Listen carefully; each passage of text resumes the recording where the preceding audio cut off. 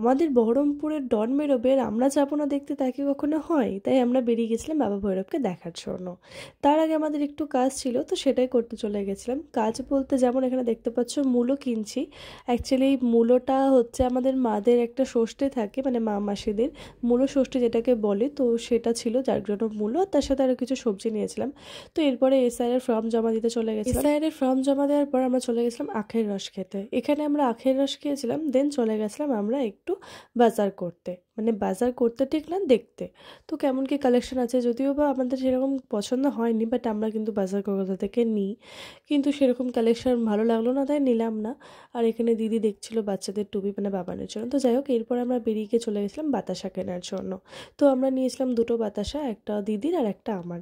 তো দেখতেই পাচ্ছ, এরপর আমরা আমার একটা ফ্রেন্ডের বাড়িতে চলে গেছিলাম স্কুটিটা রাখার জন্য। তো ওদের বাড়িতে স্কুটিটা রাখতে গিয়ে দেখি একটা বাচ্চা শিপ রেডি হয়ে বসে ভৈরবের সাথে বেরোবে বলে। আমাদের বাচ্চা শিপটাকে কিন্তু খুব কিউট লাগছিল দেখতে। তো যাই হোক, এরপরে শুরু হয় আমাদের সবার বাবা ভৈরব বাবার নগর পরিক্রমা। আমি এই কাকুটার নাম ঠিক জানি না, তবে প্রত্যেকবার এই কাকুটা মাইক নিয়ে বলে যে এগিয়ে আসছে আমাদের বাবা ভৈরব। এই কথাটা শুনতে কিন্তু আমার ভীষণ ভালো লাগে। তো যাই হোক, মনের মধ্যে একটা আলাদা রকমই লাগে। এদিকে দেখতে পেলে আমার দাদা চলে এসেছে নাট্যকে নিয়ে, আর এদিকে শুরু হয়ে গেছিল মেয়েদের নাচ। মেয়েদের বলতে না, সবারই নাচ শুরু হয়ে গেছিলো, মানে এটা দিয়ে শুরু হয়েছিল ফার্স্ট ডিজেটা।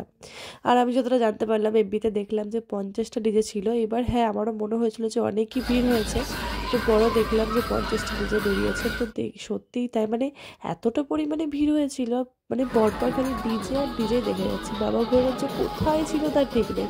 তো যাই হোক, অনেক অপেক্ষা করার পর বাবা ভৈরবকে দেখতে পেয়েছি। কিন্তু ভৈরবের সাথে দুবার বেরিয়েছিলাম, আমারও খুব ইচ্ছে করতো বেরোতে ছোটবেলায়, বাট বেরোতে পারতাম না, তো বড় হয়ে বেরিয়েছিলাম।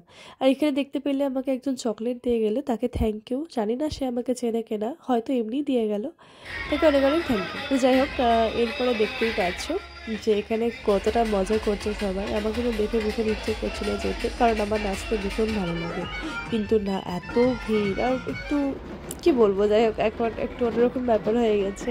মানে এখন আর অন্যরকম ব্যাপার বলতে, আগে যেরকম একটু ছোটো ছিলাম তো অত ভাবতাম না ভিড় টিড়, তো চলেই যেতাম। আর এখন একটু বড় হয়েছি, তো এত ভিড়ের মধ্যে ভালো লাগে না, তাই আর কি যাই না। আর এছাড়া কিছুই না। তো যাই হোক, এরপরে বাবার ভৈরবের আসার টাইম হয়ে গেছিলো। তার আগে একটা ছোট্ট ভৈরব করেছিল, এটাও কিন্তু এবার ফার্স্ট টাইম করেছে। আর ধূপটা এমনিই যাই। তো যাই হোক, এবার বাবা ভৈরব ছোট্ট আছে, তার সাথে ধূপটা আছে। আর এখানে দেখো বাবা ভৈরব চলেই এসেছে ফাইনালি। তো এরপর আমি বাতাসা কিনেছিলাম, সেটাই দিয়ে দিচ্ছিলাম। আর এরপরে বাবা ভৈরব যেহেতু অনেকটাই বড়, তো তারও সমস্যা হয়তো আগা পিছু এরকম হচ্ছিল, আর ঠিক সামনে দাঁড়িয়েছিল বাবা আমাদের। তো যাই হোক, এরপরে দেখতেই পাচ্ছ যে বাবা ভৈরব এগিয়ে যায় গুটি গুটি পায়ে। তোটাই ভিড় হয়েছিল লোকজনের যে বাবা এগোতে পারছিল না। তো যাই হোক, এরপরে আমরাও যে যার মতন চলে যাচ্ছিলাম।